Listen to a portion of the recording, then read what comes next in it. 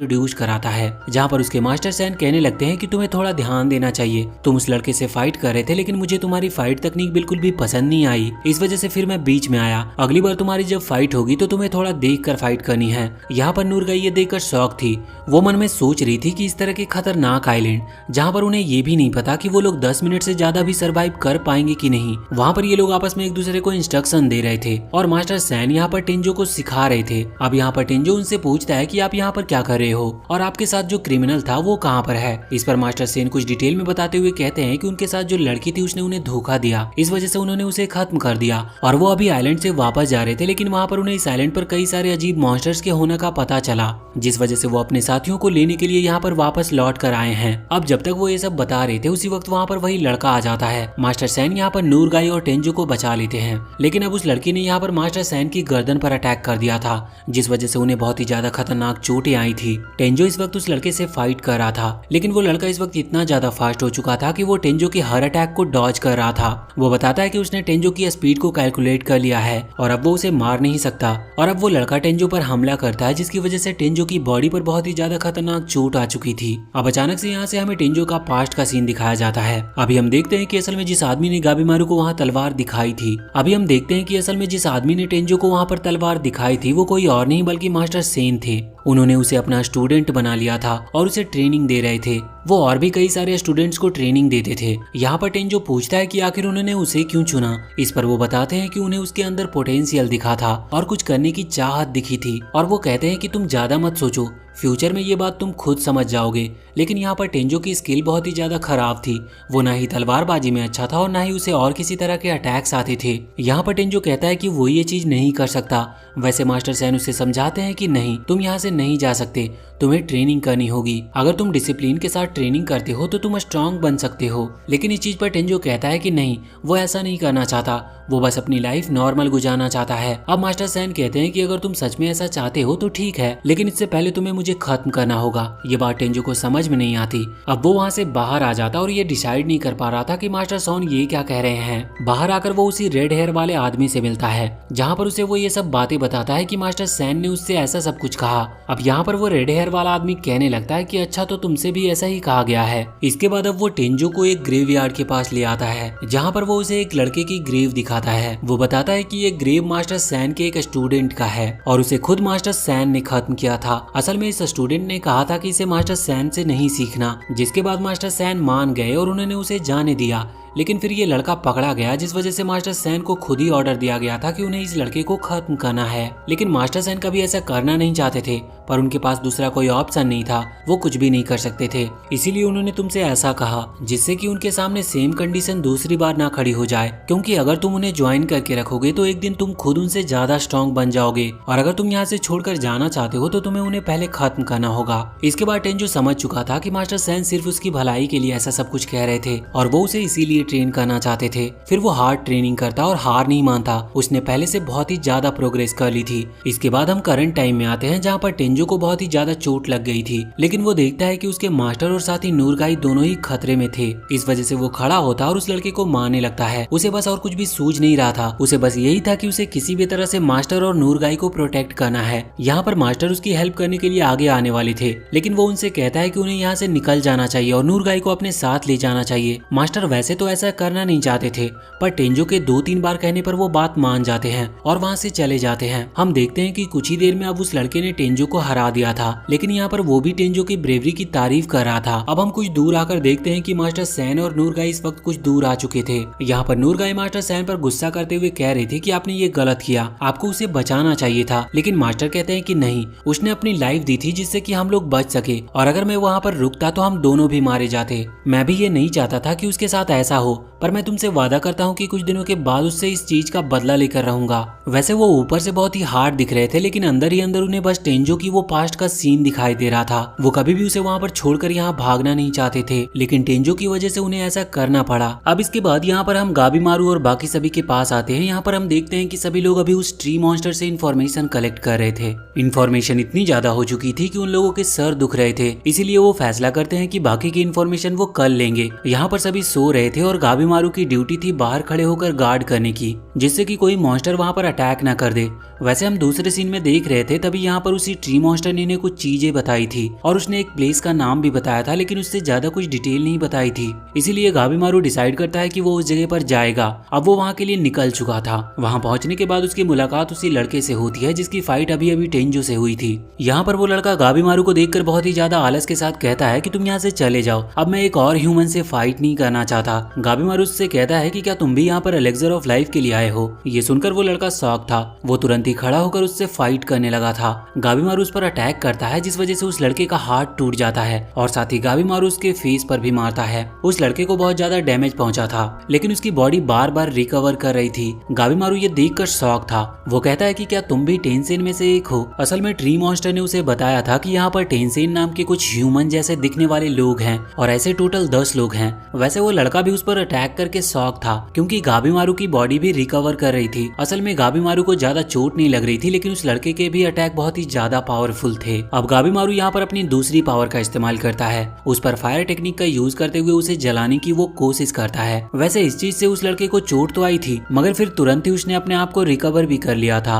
अब उन दोनों में फिर से बहुत ही खतरनाक फाइट स्टार्ट हो जाती है। यहाँ पर वो लड़का बार बार हील करता जा रहा था। फाइट के दौरान गाबीमारू उससे पूछता है कि क्या तुम सच में टेंसेन हो, लेकिन वो लड़का इस चीज पर कोई भी रिप्लाई नहीं देता। वो उससे एलेक्सर ऑफ लाइफ के बारे में भी पूछता है, लेकिन वो लड़का इस चीज पर भी रिप्लाई नहीं दे रहा था। गाबीमारू को समझ नहीं आ रहा था कि वो क्या करे। इस वजह से वो अपने अटैक्स को और ज्यादा स्पीड के साथ करना शुरू कर देता है। अब वो लड़का पीछे की तरफ आता और एक बार फिर से अपने ओरिजिनल फॉर्म यानी कि वो लड़की की तरह बदलकर अपनी जो ट्रू एनर्जी होती है उसे रिलीज करता है और वो बहुत ही ज्यादा फास्ट अटैक करना शुरू कर देता है। हम देखते हैं कि यहाँ पर गाबीमारू ने भी अपने अटैक्स को पूरी स्पीड से कर दिया था। गाबीमारू जानता था कि वो उसे कोई भी जवाब नहीं देगा, इस वजह से अब वो उसे मारने वाला था। यहाँ पर वो लड़का बुरी तरह से चोट खाकर नीचे गिर चुका था, पर गाबीमारू उससे पूछता है कि क्या तुम्हें एलेक्सर ऑफ लाइफ के बारे में पता है, लेकिन वो बिना कुछ जवाब दिए ही ये कहता है कि बहुत जल्द फिर से मुलाकात होगी। इसके बाद वैसे तो वो लड़का मर चुका था, लेकिन उसकी बॉडी से अचानक से बहुत सारे फूल निकलने लगते हैं और वो एक फ्लावर मॉन्स्टर में कन्वर्ट हो गया था। अब वो पहले से बहुत ही ज्यादा बड़ा हो चुका था और उसके अटैक अब और भी ज्यादा पावरफुल थे।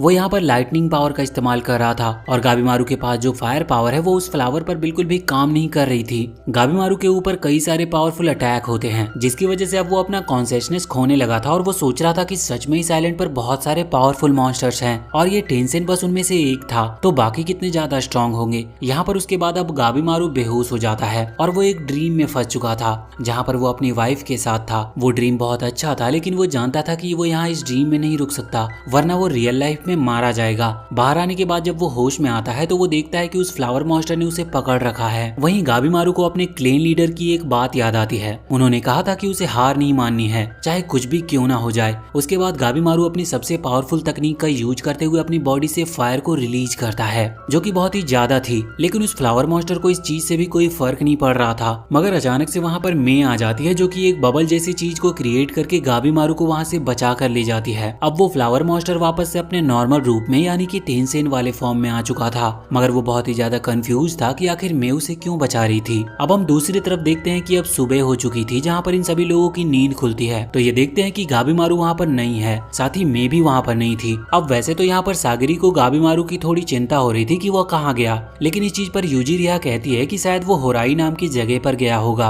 असल में होराई वही जगह है जहाँ पर सच में गाबीमारू गया था और इसी जगह के बारे में उस ट्री मॉन्स्टर ने उन्हें बताया था। वैसे अब सैगरी वहाँ से जाकर गाबीमारू को ढूंढने वाली थी, लेकिन यूजिरिया और वो एग्जीक्यूटिव कहते हैं कि तुम ऐसा क्यों कर रही हो, जबकि गाबीमारू तो एक क्रिमिनल है, तो उसके बारे में फिक्र करके क्या मतलब। लेकिन सैगरी को इसका कोई रीजन नहीं पता था, वो बस उसे ढूंढने जा रही थी। लेकिन फिर ये लोग भी उसके साथ जाते हैं। अब वो लोग जंगल को पार करते हुए जा रहे थे। हम यहाँ पर देखते हैं कि अभी सैगरी थोड़ी चिंता में थी, क्योंकि वो लोग टेंसेन से लड़ने वाले हैं, जो कि बहुत पावरफुल होते हैं और उन्हें उनकी पावर का भी पूरा अंदाजा नहीं है। जो ट्री मॉन्स्टर था वो बता रहा था कि उन्हें हराना बहुत मुश्किल होने वाला है, क्योंकि एक टेंसेन 7 मिथिकल रेल्म को पहले ही मास्टर किया होता है। अब असल में हमें यहाँ पर थोड़ी बातें पता चलती है। ये जो ट्री मॉन्स्टर और जो टेंसेन है वो पहले ह्यूमंस हुआ करते थे। हम देखते हैं कि यहाँ पर अचानक से कुछ ऐसा हुआ कि उनकी जो बॉडी है वो चेंज होने लगी। कुछ लोग ट्री मॉन्स्टर बन गए और कुछ टेंसेन। सब लोग यही होप कर रहे थे कि उनके जो बच्चे हैं वो टेंशन बन जाए, क्योंकि चेंज तो सभी को होना था, लेकिन टेंशन बनने के बाद एक उम्मीद रहती है कि वो ह्यूमंस जैसे लगते हैं। अब यहाँ से सीन चेंज होता है और अगले सीन में हम आ चुके थे उन सभी टेंशन के पास, जो कि बैठकर अभी इस बात पर डिस्कस कर रहे थे कि असल में वो लड़के है या लड़की, क्योंकि वो तो दोनों में ट्रांसफॉर्म हो सकते थे।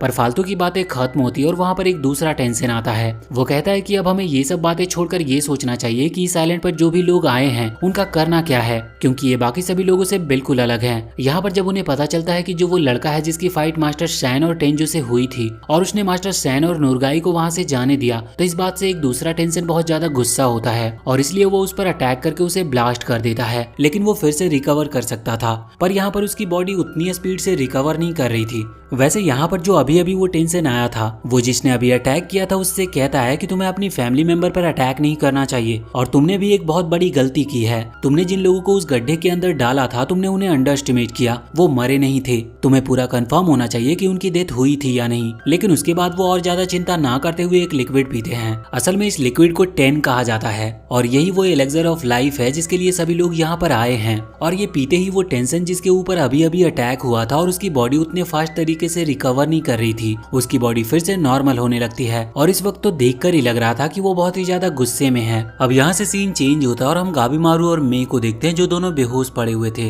लेकिन अब गाबीमारू को होश आता और इस वक्त वो उस फ्लावर मॉन्स्टर के बारे में सोच रहा था। वो सोच रहा था कि अगर फिर से उसका उससे मुकाबला होता है तो वो उसे किस तरह से हरा सकता है। लेकिन अचानक से अब वहाँ पर 2 और लोग आते हैं। ये टामिया और उसका एग्जीक्यूटर थे। यहाँ पर वो दोनों गाबीमारू को देखकर कह रहे थे कि लगता है तुम्हें किसी ने बहुत बुरी तरह से पीटा है। और यहाँ पर जो टामिया था वो अब गाबीमारू पर हमला करने वाला था, क्योंकि वैसे भी वो अपना कंपटीशन कम करना चाहता है। अब वैसे तो गाबीमारू यहाँ पर लड़ाई के लिए पूरी तरह से तैयार था, लेकिन अचानक से वो बहुत ही ज्यादा हम्बल तरीके से उनसे कहता है कि उसे मारने की जरूरत नहीं है, वो इन लोगों के साथ टीम बनाना चाहता है। अब ये दोनों शौक थे और इनको समझ नहीं आ रहा था। वैसे यहाँ पर जो वो एग्जीक्यूटर था वो भी टामिया को आकर रोक देता है। अब गाबीमारू यहाँ पर उन्हें थोड़ी डिटेल में बताता है कि यहाँ पर कुछ अजीब तरह के लोग हैं जिन्हें टेंसेन कहा जाता है। अब टामिया और जो उसका एग्जीक्यूटर था वो अभी तक उन टेंसेन से मिले नहीं थे, इस वजह से उन्हें इस बात पर भरोसा करने में थोड़ी प्रॉब्लम हो रही थी। पर अब जब उनकी ऑफिशियल टीम बन जाती है तो वो बात मानते हैं और फिर यहाँ पर पूछते हैं कि गाबीमारू के पास अभी और क्या क्या इन्फॉर्मेशन है। यहाँ गाबीमारू के पास बहुत ज्यादा तो इन्फॉर्मेशन नहीं थी, वो कुछ चीजें उन्हें बताता है, लेकिन अब इतने में मे को होश आ चुका था। अब ये लोग उससे पूछने लगते हैं कि क्या उसके पास कोई इन्फॉर्मेशन है कि आखिर इन टेंशन को कैसे हरा सकते हैं, जिस पर वो कहती है कि हाँ। और फिर वो बताती है कि एक टाओ नाम की चीज है, अब नहीं पता कि वो क्या है, लेकिन वो जो भी है उसकी मदद से इन्हें हराया जा सकता है। अब इन्हें टाओ की लोकेशन का तो पता नहीं था, पर इन्हें ये हो गया था कि हाँ इन्हें टाओ को पहले ढूंढना होगा, उस एलेक्सर ऑफ लाइफ से भी पहले। अब इसके बाद यहाँ से सीन चेंज होता और हम आ चुके थे सैगरी के पास। यहाँ पर वो पूरा ग्रुप आगे तो बढ़ रहा था, लेकिन उन्हें पता नहीं था कि सच में गाबीमारू अभी जिंदा भी है कि नहीं, क्योंकि यहाँ पर कई तरह के कितने पावरफुल मॉन्स्टर्स हैं। ये चीज वो पहले भी देख चुके थे, इसीलिए कोई चांस नहीं है कि गाबीमारू सच में जिंदा होगा।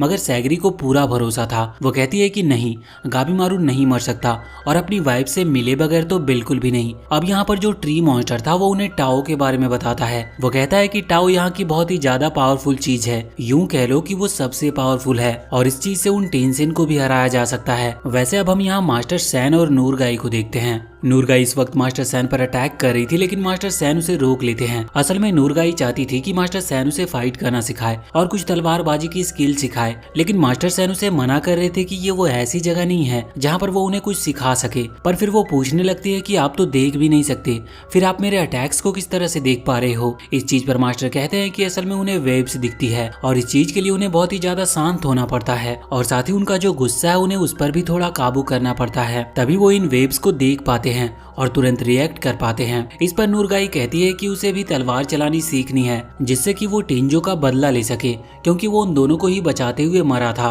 अब मास्टर सेन कहते हैं कि मैं तुम्हें सिखा तो नहीं सकता, लेकिन मेरी फाइटिंग टेक्निक्स को देखकर तुम जितना सीख सको उतना सीख लो। पहले तो वो उसे तलवार पकड़ने का सही तरीका समझाते हैं और उसके बाद वहाँ पर कई सारे मॉन्स्टर आ गए थे जिन्हें वो मारते जा रहे थे और नूरगाई ये सब देखकर उस टेक्निक को सीखने की कोशिश कर रही थी। फिर वो भी कुछ मॉन्स्टर्स के ऊपर इन टेक्निक का इस्तेमाल करती है और कुछ ही देर में लगभग उन टेक्निक को सीखने लगती है। मास्टर सैन भी ये देखकर इम्प्रेस थे। वो सोच रहे थे कि हाँ, सच में इसके अंदर काबिलियत तो है। अब इसके बाद हम उन्हीं दोनों लड़का और लड़की को देखते हैं जिनको एक टेंसेन ने एक गड्ढे के अंदर फेंक दिया था। अब हमें पता था कि वो वहाँ से तो निकल चुके हैं, इसीलिए अब वो निकलकर आगे बढ़ रहे थे। यहाँ पर जो लड़का था उसका नाम हमें चोबाई पता चलता है और वो जो लड़की थी वो उसकी बहन थी। यहाँ पर चोबाई सोच रहा था कि आखिर इन लोगों को कैसे हराया जा सकता है, क्योंकि उनकी बॉडी पूरी तरह से रिकवर करती थी। लेकिन फाइट करते वक्त चोबाई ने एक चीज नोटिस की कि उन टेंसेन की बॉडी कहीं कहीं पर बहुत ही ज्यादा वीक है, जिस वजह से उन्हें हराना एक हद तक पॉसिबल है बस। लेकिन ये तब तक था कि जब तक उनकी बॉडी फिर से रिकवर ना करे, क्योंकि जहाँ पर उनकी बॉडी वीक है उसे बस फिर से रीजनरेट होने में थोड़ा सा ही टाइम लगता था, मगर उन्हें पूरी तरह से खत्म करने का तरीका नहीं पता। अब तभी वहाँ पर एक आदमी आ जाता है जो कि बहुत अजीब था और हमें पता चलता है कि असल में ये उन टेंसेन का राइट हैंड है और उन्होंने ही उसे यहाँ पर भेजा था इन सभी ह्यूमंस जो कि अभी अभी यहाँ पर आए हैं इन पर नजर रखने के लिए। वो आदमी बहुत ही अच्छे तरीके से इनसे कहता है कि आप दोनों वापस उसी गड्ढे में लौट जाए और उन फ्लावर में कन्वर्ट हो जाए, लेकिन ये मानते नहीं है। अब वो आदमी देखते ही देखते वहाँ पर बहुत सारे मॉन्स्टर्स को समन कर लेता है। वो सभी मॉन्स्टर्स उसकी बात मान रहे थे और इन दोनों पर हमला कर रहे थे। ये देखते हुए उन दोनों अपना काम बांट लेते हैं। जहाँ पर चोबाई अभी इस आदमी से फाइट कर रहा था और उसकी बहन उन सभी मॉन्स्टर्स से, मगर ये आदमी बहुत ज्यादा पावरफुल था। ये चोबाई की गर्दन पर अटैक करता है जिस वजह से उसकी गर्दन कट रही थी और बहुत ज्यादा ब्लड निकल रहा था। ये देखकर उसकी बहन बहुत शॉक थी और अब चोबाई बच नहीं सकता था, लेकिन अचानक से उसकी गर्दन हील करने लगती है। इस बात से वो आदमी बहुत ही ज्यादा हैरान होता है और जब वो अगला अटैक करता है तो हम देखते हैं कि चोबाई की बॉडी भी बिल्कुल टेंसेन की तरह रिकवर कर रही थी। इस चीज का कारण तो उन्हें नहीं पता था कि ऐसा क्यों हो रहा है, लेकिन चोबाई को इस चीज में बहुत मजा आ रहा था और अब वो सोच रहा था कि असली फाइट तो अब शुरू होगी। यहाँ पर वो आदमी कहता है कि तुम कितने भी स्ट्रॉन्ग क्यों ना हो जाओ, लेकिन तुम मुझे नहीं हरा सकते। इसके बाद वो अपने सभी मॉन्स्टर से कहता है कि जाकर चोबाई के ऊपर हमला करे, क्योंकि उस लड़की को हराना तो बहुत आसान है। मगर जब वो पीछे मुड़कर देखता है तो उसके सारे मॉन्स्टर्स पहले ही मारे जा चुके थे, क्योंकि चोबाई की बहन ने उन्हें पहले ही खत्म कर दिया था। यहाँ पर चोबाई ज्यादा टाइम वेस्ट नहीं करता और तुरंत ही उस आदमी पर भी हमला करके उसे भी खत्म कर देता है। अब यहाँ पर चोबाई की बहन बहुत ही ज्यादा हैरान थी। वो पूछती है कि आखिर ऐसा कैसे हुआ, तुम्हारी बॉडी रिकवर कैसे कर रही है, और ये तो बिल्कुल उसी आदमी के जैसा हो रहा है जिसने हमें उस गड्ढे में फेंका था। अब यहाँ पर चोबाई कुछ भी कहे इसके पहले ही सीन चेंज हो जाता है और हम वापस से गाबीमारू और उसके ग्रुप के पास आ जाते हैं। यहाँ पर फाइट चल रही थी, वहाँ पर बहुत सारे मॉन्स्टर्स आते जा रहे थे, लेकिन ये भी उनसे हारते जा रहे थे। और हम देखते हैं कि जो टामिया है उसने अभी मे को अपने कंधे पर बिठा लिया था, जिससे कि कोई भी मॉन्स्टर उसे चोट ना पहुंचा पाए। अब फाइट कुछ देर तो ऐसे ही चलते रहती है, लेकिन फिर वहाँ पर भी एक आदमी आता है और हमें पता चलता है कि उन लोगों को दोषी कहा जाता है और वो इन मॉन्स्टर के लीडर होते हैं। ये बिल्कुल वही सेम आदमी जैसा था जिसकी फाइट अभी अभी वहाँ पर चोबाई से हुई थी, मगर ये दूसरा वाला था। उसके यहाँ पर आने के बाद रिवील होता है कि मे असल में एक टेंसेन है, लेकिन गाबीमारू यहाँ पर फिर भी उसे प्रोटेक्ट कर रहा था, क्योंकि उसने गाबीमारू की मदद जो की थी। लगभग सारे मॉन्स्टर से लड़ने के बाद अब ये उस आदमी से भी लड़ने वाले थे, लेकिन फिर वो आदमी वहाँ पर दो पार्ट्स में डिवाइड हो जाता और इसके बाद वहाँ पर बहुत सारी बटरफ्लाईज भी आ गई थी। जिसके बाद टामिया बताते हैं कि असल में ये वही बटरफ्लाई है जिनकी वजह से लोग फ्लावर्स में कन्वर्ट हो रहे थे। यहाँ पर बहुत खतरनाक फाइट स्टार्ट हो जाती है और हमें पता चलता है कि अभी तक कोई भी उनमें से फ्लावर नहीं बना है, लेकिन ये दोनों दोषी रिवील करते हैं कि ये बहुत ही ज्यादा हार्ड ट्रेनिंग से गुजर चुके हैं, इसीलिए अभी इन्हें कोई नहीं हरा सकता। असल में दोषी टेंसेन से नीचे आते हैं और वो ये भी बताते हैं कि मे असल में टेंसेन तो है, लेकिन वो उन लोगों के साथ नहीं है, क्योंकि वो बहुत ही कमजोर थी, जिस वजह से उन लोगों ने उसे मारकर बाहर भगा दिया और अब वो उसे अपनी टीम का मेंबर नहीं मानते। वो मे को खत्म भी कर सकते थे, लेकिन बस उसके पास दो चॉइस थी, या तो वो टेंसेन बन सकती थी या फिर उसे दोषी की ट्रेनिंग के लिए एक ट्रेनिंग बडी बनना होगा। मतलब उसके पास थोड़ी पावर थी तो ये लोग उसका यूज करते थे। और अब इसी चीज पर गाबीमारू को बहुत गुस्सा आ गया था, वो अपनी पूरी पावर को एक्टिवेट कर लेता है। यहाँ पर सामने वो दोनों दोषी अपनी पावर को रिलीज करते हुए दो खतरनाक मॉन्स्टर्स में कन्वर्ट हो जाते हैं और फिर से उनके बीच में लड़ाई स्टार्ट हो जाती है। और कुछ देर के बाद हम देखते हैं कि वो बिल्कुल भी उन दोनों मॉन्स्टर्स को टच नहीं कर पा रहे थे, और अगर टच कर भी पा रहे थे तो उन्हें कोई चोट नहीं लग रही थी। ये देखकर सभी परेशान थे। तभी मैं गाबीमारू को चुनती है उस टाओ पावर के लिए और वो गाबीमारू को वो पावर दे देती है, लेकिन उसे कंफर्म नहीं था कि गाबीमारू के पास किस तरह की पावर आएंगे। लेकिन किस्मत से गाबीमारू के पास टेंसेन की तरह ही पावर आती है, जिसमें पूरी तरह से मास्टर करना तो गाबीमारू के लिए तुरंत पॉसिबल नहीं था, क्योंकि इसमें बहुत ज्यादा टाइम लगता है। पर फिर भी गाबिमारू की स्पीड और उसकी जो पावर थी वो पहले से बढ़ चुकी थी। ये देखकर मैं भी इम्प्रेस थी कि उसने इतनी जल्दी अचानक से इस पावर को यूज करना कैसे सीख लिया। और इसके बाद वो उन मॉन्स्टर्स पर भारी पड़ने लगता और उन्हें हराने लगता है। उन्हें बस काम दिया गया था कि इन लोगों पर नजर रखना है और ये बताना है कि इनमें से उन टेंशन को कोई खतरा तो नहीं है। अब यहाँ से निकलकर वो ये बात जाकर उन्हें बताना चाहते थे, लेकिन इतने में ही वो लोग मिलकर उन मॉन्स्टर्स को खत्म कर देते हैं। गाबिमारू कह रहा था कि भले ही उसके पास पावर आ चुकी है, लेकिन अभी तक उसने इस पावर को मास्टर नहीं किया है और जब तक वो उसे मास्टर नहीं कर लेता बाकी टेंशन के खिलाफ ये इतनी कुछ काम नहीं आएगी। अब इसके बाद हम वापस से सैगरी और बाकी सभी लोगों के आसपास आते हैं जो कि अभी टेंसेन टेम्पल में पहुंच चुके थे। यहाँ पर आने के बाद उनकी सबसे पहली मुलाकात होती है एक टेंसेन से, जिसे जैसे ही पता चलता है कि इन सभी को यहाँ पर वो ट्री मॉन्स्टर लाया है, वो तुरंत अटैक करके उस ट्री मॉन्स्टर को मार देता है और उसने बस उसका गला काटा था। हमें पता चलता है कि ट्री मॉन्स्टर अभी पूरी तरह से मरा नहीं है। वैसे ये देखते हुए यहाँ पर यूजिरिया आगे बढ़ती है, लेकिन वो टेंसेन उसे भी पकड़ लेता है और कहता है कि तुम ह्यूमंस हमें कभी हरा नहीं सकते। वैसे टेंसेन को पता था कि ये सभी लोग यहाँ पर बस एलिक्सर ऑफ लाइफ लेने के लिए आए हैं, लेकिन फिर वो बताता है कि एलिक्सर ऑफ लाइफ जैसी कोई चीज है ही नहीं। असल में जो टाओ है जिसे वो एलिक्सर ऑफ लाइफ मानते हैं, वो कहता है कि वो तुम्हें इमोर्टल नहीं बना सकता।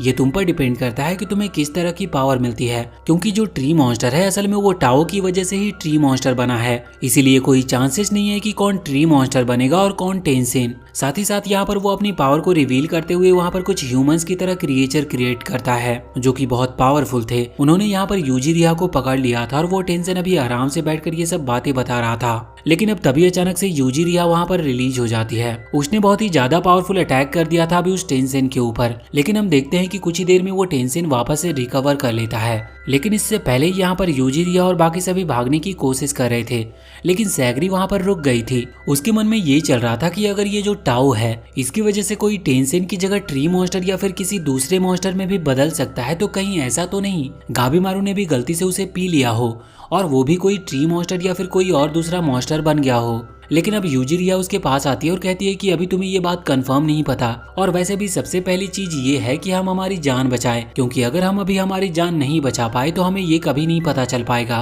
कि वो ट्री मॉन्स्टर बना है या टेंसेन। पर अब टेंसेन ने तो रिकवर कर लिया था, इस वजह से वो आगे बढ़कर हमला करना स्टार्ट कर देता है। मगर यहाँ पर वो यूजिरिया के मूव को देखकर बहुत ही ज्यादा इम्प्रेस था। वो देखता है कि यूजिरिया के अटैक बहुत ही पावरफुल है और यहाँ तक कि उसकी स्ट्रेंथ भी बहुत ज्यादा है। इस वजह से वो उसे ऑफर देता है उन्हें ज्वाइन करने का। यहाँ पर सैगरी और वो जो एग्जीक्यूटर है जो कि यूजिरिया के साथ आया था, वो दोनों लड़ाई के लिए आगे आते हैं। यहाँ पर अभी पहले वो एग्जीक्यूटर हमला कर रहा था, वैसे उसका नाम सेंटा है। वो अटैक कर रहा था पर उसके अटैक टेंशन को ज्यादा चोट नहीं पहुंचा पा रहे थे, मगर उसकी स्ट्रेंथ बहुत ज्यादा थी क्योंकि वो एक प्रोफेशनल था।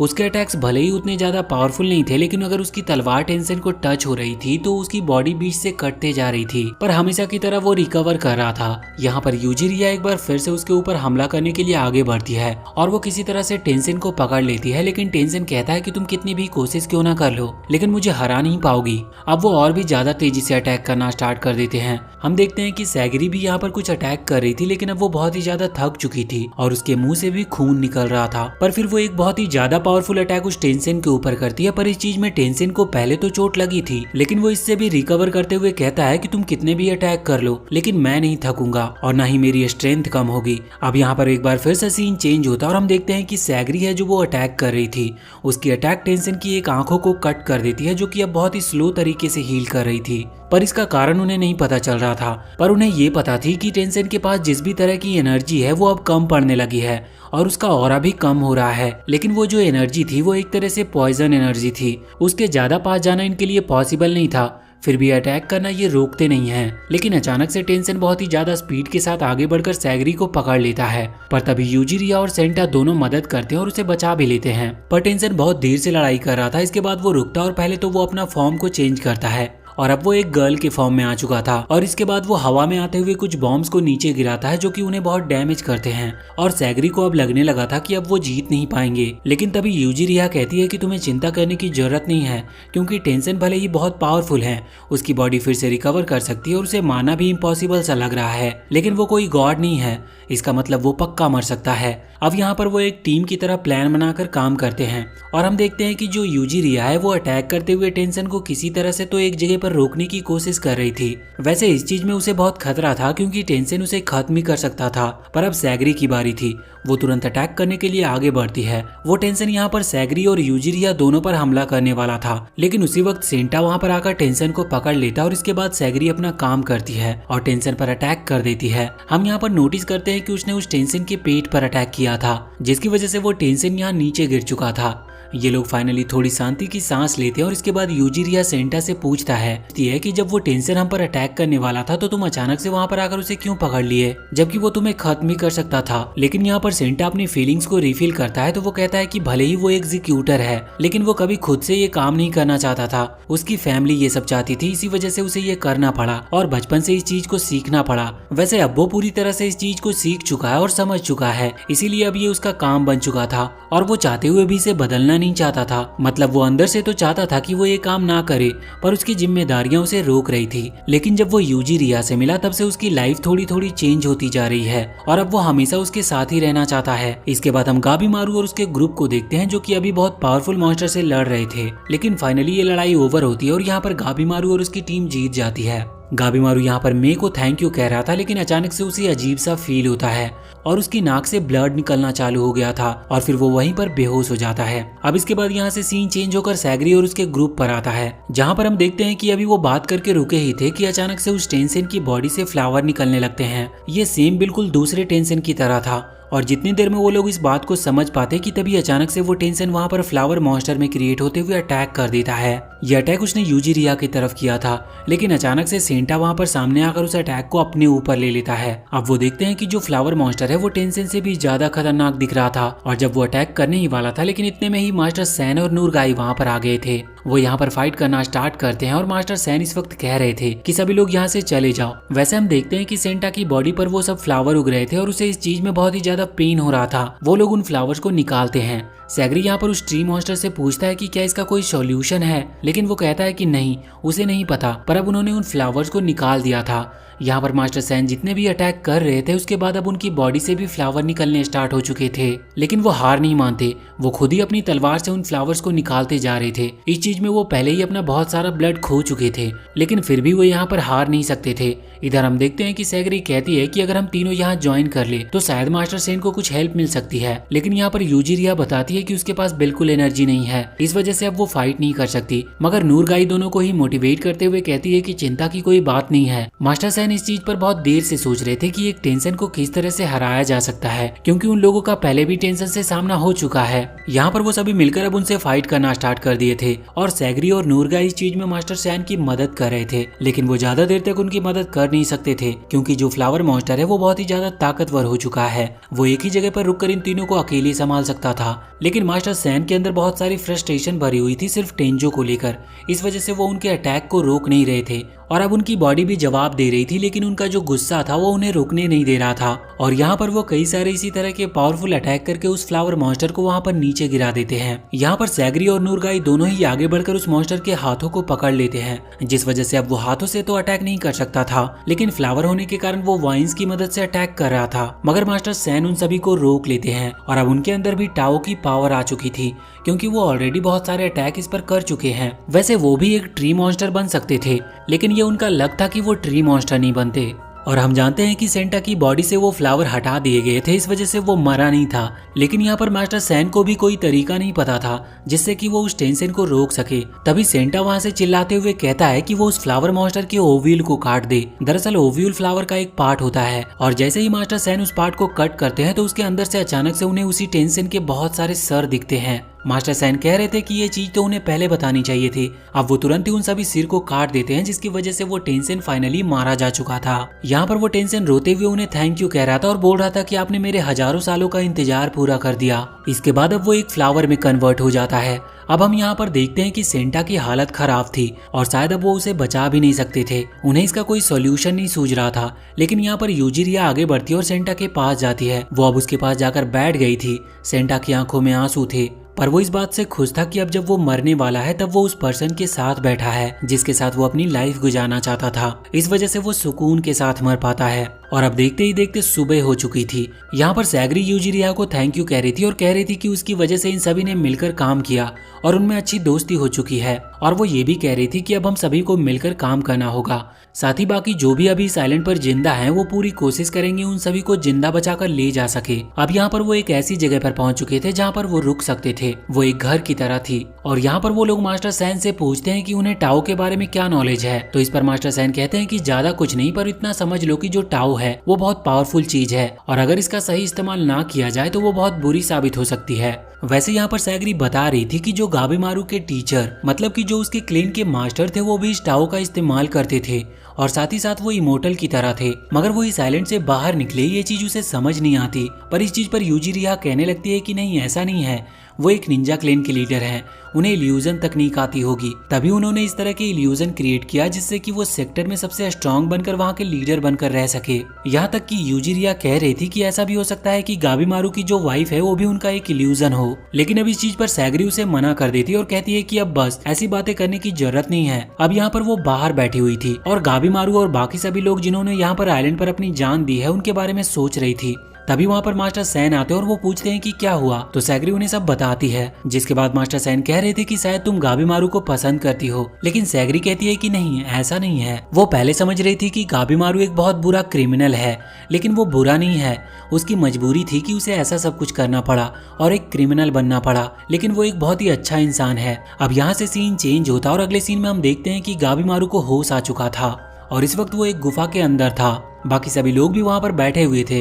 वो उन सभी को बहुत ही अजीब तरह से देख रहा था। असल में गाबीमारू को अपनी सभी बातें याद नहीं है, उसे बस कुछ कुछ मेमोरीज हल्की हल्की सी याद आ रही थी, लेकिन उसे पता नहीं चल रहा था कि आखिर यहाँ पर चल क्या रहा है। वो बस सोच रहा था कि वो यहाँ से बाहर निकलकर इन्फॉर्मेशन कलेक्ट कर सके और इस आइलैंड को छोड़ सके। और बाकी उसे कुछ भी याद नहीं था कि ये लोग कौन हैं।